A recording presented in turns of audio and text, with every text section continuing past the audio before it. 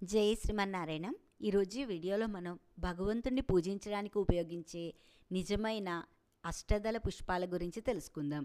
అష్టదళ పుష్పాల శ్లోకం: అహింస ప్రథమ పుష్పం, పుష్పం ఇంద్రియ నిగ్రహ, సర్వభూత దయా పుష్పం, క్షమా పుష్పం విశేషతః, జ్ఞాన పుష్పం తపః పుష్పం, శాంతి పుష్పం తథైవ చ, సత్యం అష్టవిధం పుష్పోః విష్ణోః ప్రీతికరం భవేత్.